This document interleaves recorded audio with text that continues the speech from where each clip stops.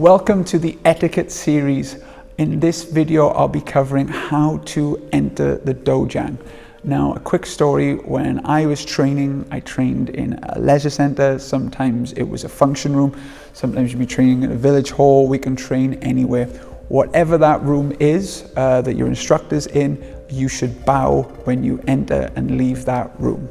So the bow is just bend from the waist and make sure it's a full, deep, meaningful bow that shows respect.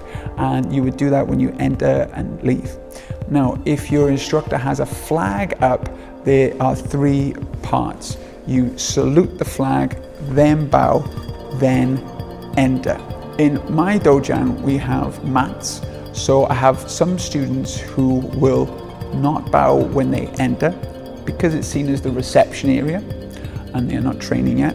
But when they come onto the mat, they bow then. Either is fine.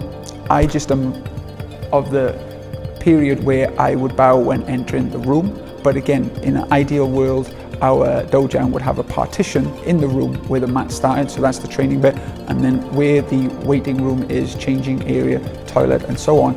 Like I say, if you were in a leisure centre, you wouldn't bow when you enter the leisure centre, just the room. It would be the room to train. So as long as you bow at some point, either the entrance to the building or as you enter the mat, I am fine with either, as long as you show the respect before training. When you come to class, you should make an effort to walk to your instructor and show respect by bowing to them. Your instructor may be stretching themselves and might give you a little nod of approval because they can't stand up, or they might be having a discussion with another student and might not acknowledge you. They do not need to acknowledge you, you just need to show them the bow and then carry on training. The same would happen if there was another black belt in the class. You should also bow to that black belt, or if there was a guest instructor or master, obviously show them respect as well. Again, they may bow to you back.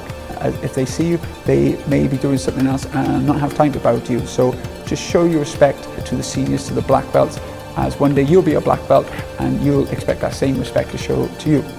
Now, again, because I run my own Dojang, I am usually always the first into the room, so my students come in after me.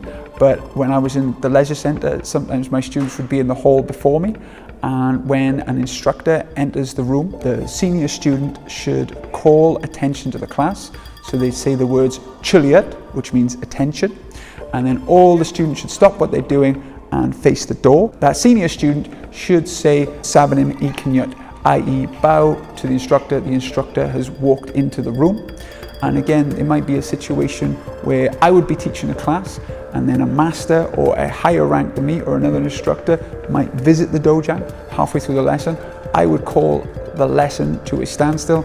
The whole class would bow to the door and say "sabanim ikinyut," and then they would walk in. If the senior student does not notice the master or instructor walking through the doors, just take the responsibility on yourself. Very poor etiquette to let an instructor walk in without calling the class.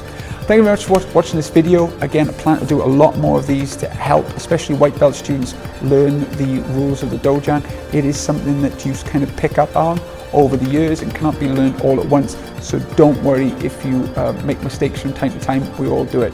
Thank you very much for watching. Tang Soo.